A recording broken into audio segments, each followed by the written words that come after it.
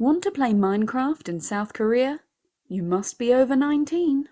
In many parts of the world, Mojang's blocky building game is used as a teaching aid thanks to its popularity with younger gamers. Microsoft has even created dedicated educational tools for use by teachers within Minecraft. In South Korea, though, Microsoft has instead elected to restrict the game so that only players over 19 can access the popular Java edition. Why? Because in South Korea, it's illegal for children to play online games after midnight. Special thanks to our Patreon supporter Yoon Park for requesting this video topic, as it's a fascinating opportunity to explore what can happen when games companies and governments take the path of least resistance when approaching video game regulation. Gaming has a bad reputation in South Korea. Moral panic around video game addiction has been fueled by local reports of young gamers spending hours playing games, to the point of physical exhaustion. In an effort to appease parent groups, in 2011 the Ministry of Gender Equality and Family introduced the Youth Protection Prevention Act, which was designed to force children to put down their computer games and get some sleep.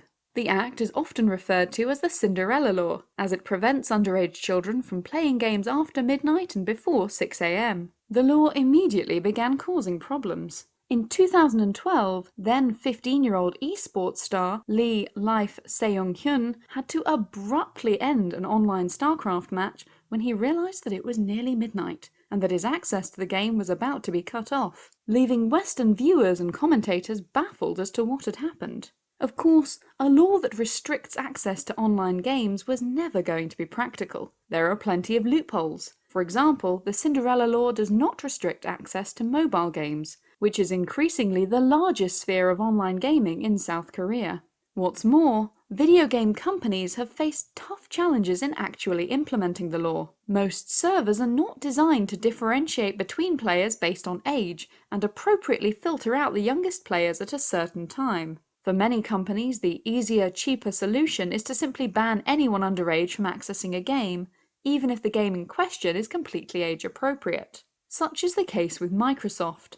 Players in South Korea under the age of 19 are simply not allowed to play online games, regardless of the time of day. Until recently, Minecraft was an exception to this restriction. Access to servers was granted through players' Mojang accounts, which are set up to appropriately filter by age, allowing younger players to enjoy the game up until midnight. However, in December, the company began requiring all players to use Microsoft accounts to access Minecraft. Recently, a grace period for this transition ended, and Microsoft added a note to Minecraft's website which reads, "For players in South Korea, you must be 19 years of age or older to purchase and play the Java edition of Minecraft." This has, yet again, stirred up a lot of debate around the law and its efficacy. The Ministry of Gender Equality and Family argues that Microsoft has a duty to provide access to the game to children, with a spokesperson saying, "Any responsible game company should make adjustments to different systems of different countries when it makes a policy change and make investments to protect its users." Meanwhile, there are debates around scrapping the Cinderella Law entirely and replacing it with something more fitting for an increasingly digital age. This is the path preferred by Jun Byung-hun, chairperson of the International Esports Federation. In 2017, he said, "Older people think games poison the youth and take time from their studies, but this is wrong. It is like stopping the flow of a river. The support policy should be to help the water not to flood and lead them to the right paths. By doing so, we can maximize the effectiveness of the regulations. The Cinderella Law is anachronistic. I've been vigorously campaigning to eradicate it. Games should be established as a leisure culture within family.